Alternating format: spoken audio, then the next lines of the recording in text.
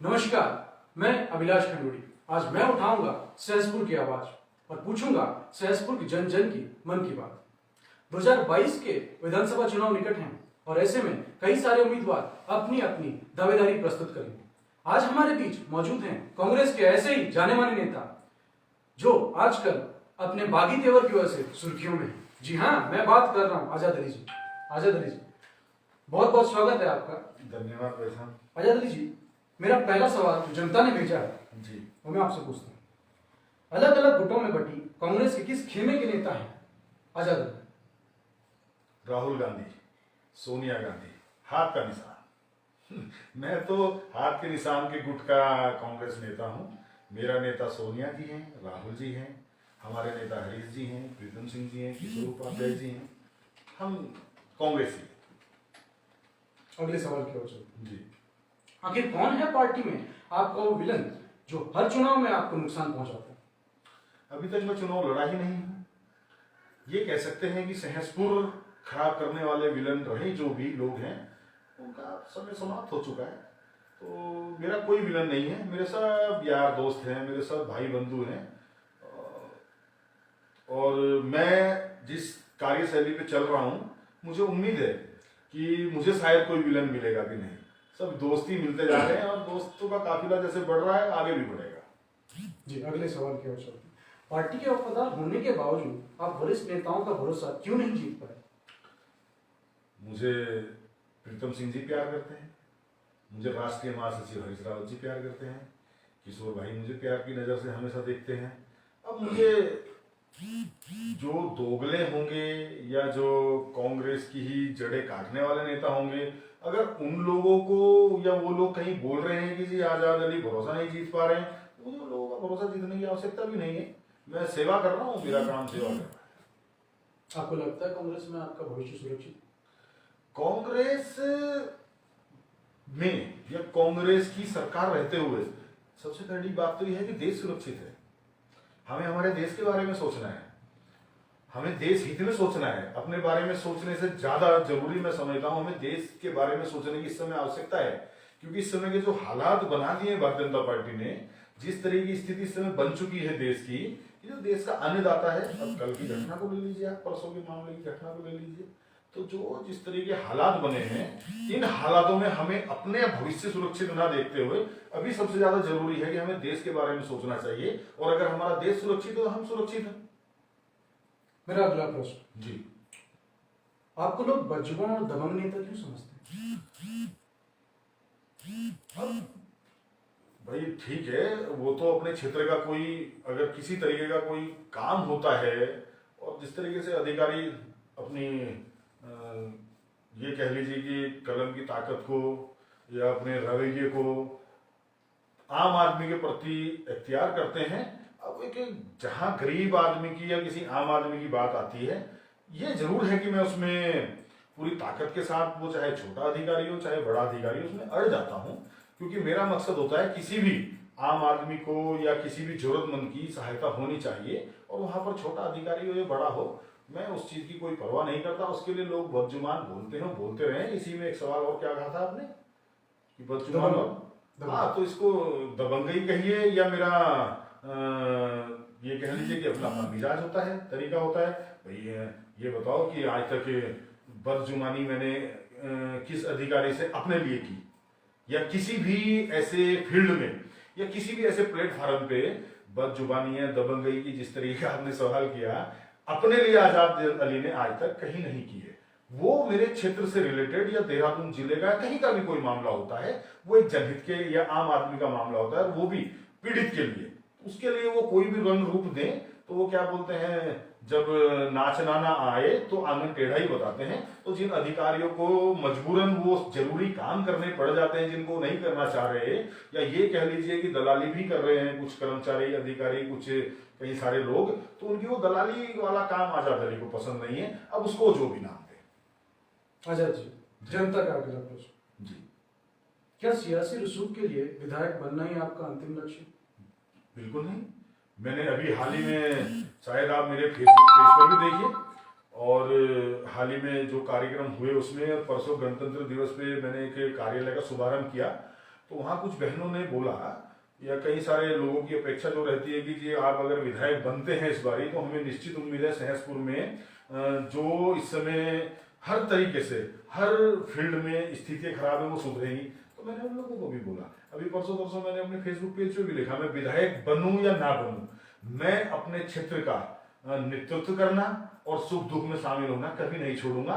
ये सवाल आपका आज है, ये लगभग 3 या 4 दिन पहले मैं अपने फेसबुक पेज पर टाइप कर संदेश दे चुका हूं कि आजाद अली विधायक बने या ना बने, अपना क्षेत्र विधानसभा सहसपुर और जरूरतमंद लोगों के बीच रहना, उनके जरूरी कार्यों को जो मेरे से हो सकता है उसके लिए काम आना कभी नहीं छोड़ूंगा। हाँ, ये है कि अगर लोगों का इस समय इस बारी जिस तरीके से मुझे प्यार और सहयोग मिल रहा है, तो ये लोगों की अपेक्षाएं हैं कि मैं विधायक चुनाव लड़ूं, और बनाना ना बनाना वो मेरे क्षेत्र की, मेरे परिवार की जनता के ऊपर है और ऊपर भाग्य है। अगर कांग्रेस ने आपको सपोर्ट नहीं किया तो क्या आप बागी होकर लड़ेंगे? कांग्रेस ने मुझे 2012 में सपोर्ट नहीं किया, अगर टिकट की बात करते हैं 2017 में नहीं किया, तो ये बागी होना या कांग्रेस सपोर्ट नहीं कर रही, ये फैसले उस समय की स्थितियों को, परिस्थितियों को देखकर लिए जाते हैं। लेकिन मुझे पूरा भरोसा है कि इस बार कांग्रेस पार्टी मेरे ऊपर पूरा भरोसा जताएगी। अगले सवाल की ओर चलते हैं। हाँ जी। सहसपुर में कांग्रेस को कांग्रेस हर बार क्यों हरा देती है? गलत निर्णय, गलत फैसले, गलत टिकट वितरण। सहसपुर में नहीं, उत्तराखंड की कई सारी सीटों में हुआ, पिछली बार हुआ, कई सारी जगह हुआ। तो कांग्रेस को हराती नहीं है, वो परिस्थितियां बन जाती हैं। जब किसी का हक दूसरे को दे दिया जाए या कोई किसी के हक को मारने के लिए आगे आ जाए, तो वहां पर स्वाभिमान की लड़ाई शुरू हो जाती है। और जब स्वाभिमान की लड़ाई शुरू होती है तो फिर उसको यही नाम दिए जाते हैं कि जी कांग्रेस को हरा रही है, लेकिन वो अपना स्वाभिमान भी कई बार बचाना होता है। तो वो परिस्थितियां ऐसी बन जाती हैं कि तब ऐसे निर्णय लिए जाते हैं, और उन ऐसे निर्णयों से कहीं ना कहीं वो कोई भी पार्टी हो, कई बार कई सारी पार्टियों को ऐसे नुकसान मिले, तो कांग्रेस पार्टी को भी नुकसान मिला है। लेकिन इस बार मुझे पूरा भरोसा है कि कांग्रेस पार्टी अच्छा निर्णय लेगी, और ऐसी परिस्थिति सहसपुर में तो खासकर नहीं बनने वाली है। फिर आजाद जी, अगला सवाल, पार्टी उपाध्यक्ष आर्येंद्र शर्मा से आपके संबंध कैसे? मैं उस व्यक्ति के से जुड़े किसी सवाल का जवाब नहीं देना चाहूंगा। मैं बोलूंगा तो बात दूर तक जाएगी, क्योंकि जो व्यक्ति पार्टी का अपने आप को कर्मठ बोले या पार्टी का अपने आप को कर्मठ सिपाही बोले, और वही व्यक्ति कांग्रेस के झंडों को, कांग्रेस के फ्लैग को कुचलवाए, तुड़वाए, कांग्रेस भवन, दफ्तर, हम अपने घर को कभी नहीं तोड़ते, कितना भी गुस्सा हो जाए, कितनी भी घर में लड़ाई झगड़ा हो जाए, आपस में कांग्रेस भी एक परिवार है।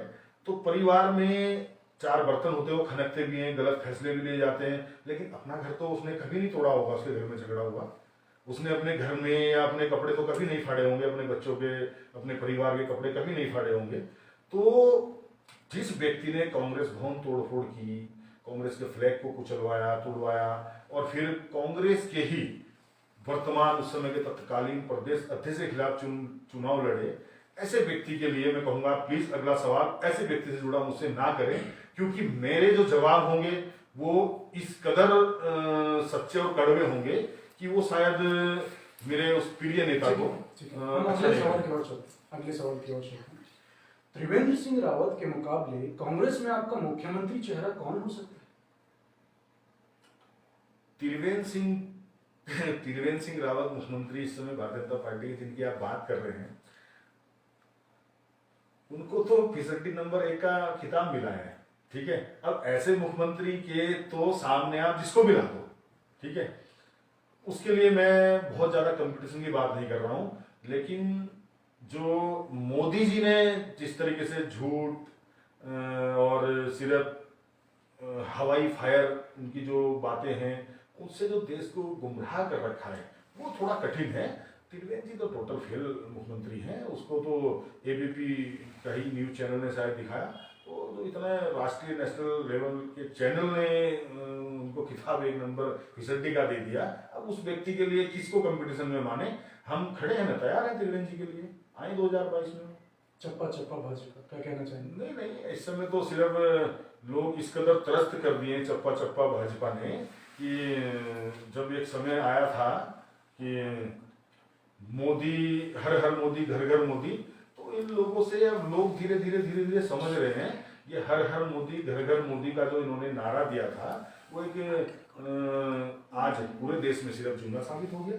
मोदी जी कोई ऐसी उपलब्धि नहीं है देश हित में हो, जो उपलब्धियां हैं वो ऐसी उपलब्धियां हैं देश को बर्बाद कर रही हैं। चाहे आज चारों तरफ देख लो जिस तरीके से प्राइवेट किए जा रहे हैं, सब बेचने में लगे हैं। कितने 3,000 करोड़ की पटेल जी की मूर्ति देखो कितना दूध दे रही है। मोदी जी की ऐसी उपलब्धि है, देश को कंगाल करने पे तुले हैं। अब इनको समझ गए चप्पा चप्पा भाजपा कुछ नहीं होने वाला है, अब तो मोदी जी जाने वाले हैं और अच्छे दिन आने वाले हैं, ये चलने वाला है। कांग्रेस ने अगर आपका साथ नहीं दिया तो आप बागी बन के लड़ेंगे? वो परिस्थितियां बताएंगी 2022 की, कोई और पार्टी का दामन थामने का कोई इरादा? वो भी परिस्थितियों का तय होता है। लेकिन मैंने बोला कि यदि मैं कांग्रेस के विरुद्ध का व्यक्ति होता या उन दूसरे लाइन पे चलने वाले व्यक्तियों की तरह का व्यक्ति होता तो 12 गया 17 गया, लेकिन हमने उन कठिन समय में अपनी कांग्रेस पार्टी को सींचा है, कांग्रेस पार्टी का साथ दिया है और हर तरीके से दिया है। तो आगे भी उम्मीद है कि हमें पार्टी इस कदर निराश नहीं करेगी कि हमें ऐसा सोचना भी पड़े। करना तो मैं समझता हूँ महापाप होगा। मेरा आज का आखिरी सवाल आपसे, सहसपुर से आपको टिकट नहीं मिला तो आपका अगला कदम क्या होगा? जो मेरा परिवार कहेगा, विधानसभा सहसपुर मेरा परिवार है, जो मेरे परिवार की आज्ञा होगी, निश्चित जो भी आज्ञा मिलेगी मुझे मेरे परिवार सहसपुर से, मैंने वो कदम उठाना है। उसके लिए मुझे किसी भी तरीके की किसी भी ऐसे प्लेटफॉर्म की आवश्यकता नहीं होगी यदि मेरे परिवार ने मुझे आगे बढ़ने के लिए आज्ञा कर दी तो। ठीक, बहुत बहुत धन्यवाद। तो ये थे हमारे साथ आजाद अली जी, जिन्होंने सुनी सहसपुर की आवाज। आप लिख भेजिए हमें अपने सवाल और हम पूछेंगे आपके डिजायरेबल कैंडिडेट से उन सवालों को। फिर मिलेंगे आपकी आवाज के साथ। धन्यवाद।